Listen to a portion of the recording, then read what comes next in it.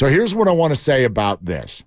When Draymond says that, and it pops to everyone's mind, oh, he's taking a shot at Jordan Poole again. Chemistry. Had to get him out. Punched Jordan Poole. They hated each other. In the end, I don't look at that. The reason that the Warriors are 4-1 this year, and the reason everyone is singing Kumbaya in the locker room after the game, is not because Jordan Poole got punched or Jordan's cocky or Draymond's a jerk. It's because Jordan Poole is not an intelligent basketball player. That's why. Watch him now with the Washington Wizards, and to me, what really gets accentuated are all the moments of frustration that Warrior veterans expressed on the court, not off, not in the meeting room, not in the banquet hall, not in the hotel on the road. On the court, Steph Curry throwing a mouthpiece, Klay Thompson hucking his hands up in the air, and Draymond Green walking off the court in the middle of a play. All those things happened last year. And if you think that those were the only moments of frustration, you're crazy, because those are the things that happen once you've, as my mom used to say, had it up to here, and you can't take it anymore. Jordan Poole made so many poor basketball pace decisions, ball handling decisions on that second unit and in important moments in the fourth quarter that this basketball team got to a point of not being able to function at a high level in terms of both hoops and relationships. That is what is clear to me now watching Jordan Poole play 2 weeks of basketball as a Wizard, and his biggest moment came when he ended up leading Shaqtin' a Fool. No doubt. He's broken as a basketball player. And let's look at the numbers. So far this year, he's taking 1.8 three-pointers per, or he's making 1.8 three-pointers per game. He's taking 7.3 three-pointers per game. He's shooting 24% from beyond the arc.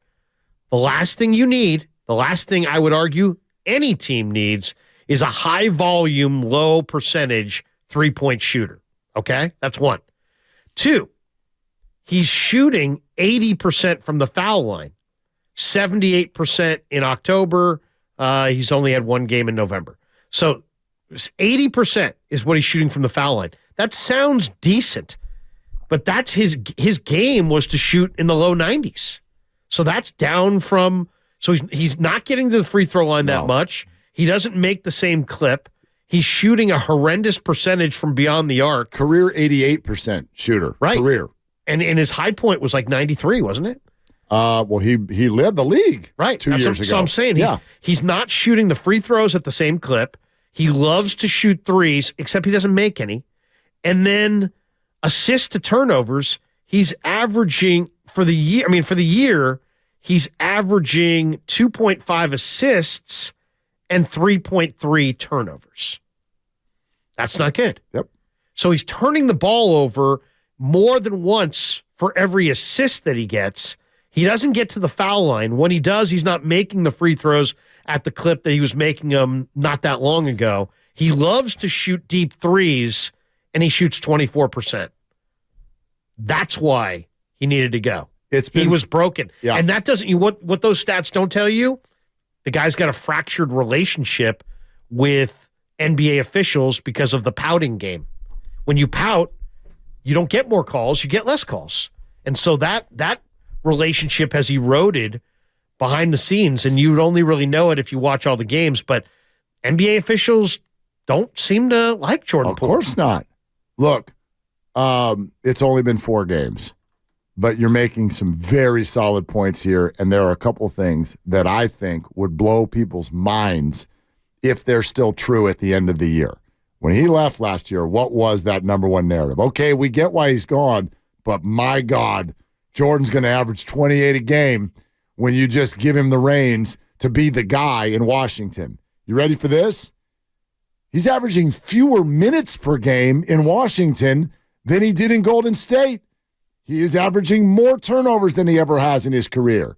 He is averaging fewer points per game than he scored either of the last 2 seasons.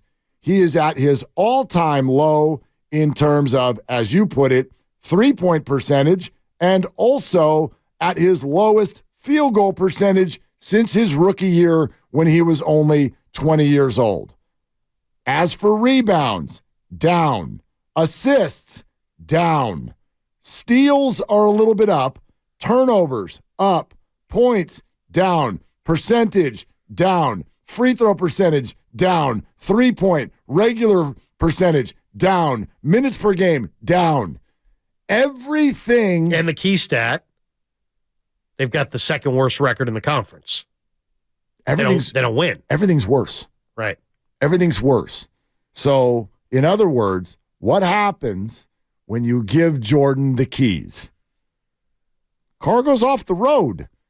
So he's the 2023 version of Donyell Marshall. Somebody's got to put up hollow stats on these horrible teams. He is redundant in terms of we've seen this in the NBA over and over and over and over again. We watch this in the NBA. It's the player who thinks he's a 1 and he's actually a 2 or a 3. This is where I'll congratulate Andrew Wiggins. I know he frustrates the hell out of people, but he was drafted to be a 1, and he's been completely willing to be like, I'll be a 3. That's fine. I'll be a 4. You want me to be a 4? I'll be a 4. That's fine. Usually it's the other way around. It's dudes who are 2s and 3s who are in the corner of the locker room complaining that the coach is keeping them down and they don't like their role. And watch what happens when you free Jordan Poole. Let me cook. Let me have my team. Let me be a 1. Everything got worse because the truth of the matter is you were being a little bit more propped up by who was around you as opposed to being held down. I hate that this sounds like a pile on Jordan segment. I know that it does. But what has been eye-opening to me, this is not personal, and this is not about being punched or anything in terms of relationships. What has been eye-opening to me in watching him play basketball is he's even more undisciplined than I thought. It looks terrible so far, only 4 games, but it looks terrible in Washington right now. And I know I do understand the people who are like, 510 or 512 says, why the hell are you doing this small sample size trash talk of JP on Bay Radio? We're just talking about, all the dialogue about the chemistry. To me, he was moved because he was broken as a player, and I think the Warriors identified that, and they also wanted to have a better chemistry. And yeah, a 23-year-old for a 38-year-old, it's like as rare as you ever see. Crazy. You never see a trade like that, ever. And that was ripped a lot when it happened. Right. I didn't rip it for 23 for 38. I ripped it because I was just like, Chris Paul? Oh, my God. Felt like D'Angelo Russell. Totally. And just the tradition of Warriors fans rooting against Chris Paul. I didn't like his style of play. I will freely admit. All the flopping in recent years. Right, and I will freely admit that not only, he's obviously a great player, and even in just these 5 games, because I'm for the first time watching every play, there are pieces of his game that went unappreciated by me that are there. There's no doubt about it. I still get a little sick to my stomach when I watch him flop on somebody in a Warrior jersey, but life goes on. He's not the only one in the NBA to do it. But when it happened, you're just like, no, that can't be a marriage. For it to look this good, this quickly, it's a double win. You got to give credit. It's a double win for the Warriors. They get the more efficient player. They get the player who's more competitive and more ready to win. And they get the contract that's easier to divest themselves from at the back end. So there'll be more teams that will be willing to take on Chris Paul's expiring on the back end of this than would take on the broken, bloated contract of a broken 2 guard who doesn't seem to play nice with others. So I think they got a more valuable asset, and they also got a guy that can help them win in the present. So I didn't like it on the surface either, because 23 for 38, you're gonna have a hard time convincing me there's value there. But when you really investigate what Jordan had become, forget the Draymond thing. I don't even care if that happened at all. He's broken as a player, and they identified it first and got off of the contract. And I think Joe looked at that contract and said, you know what?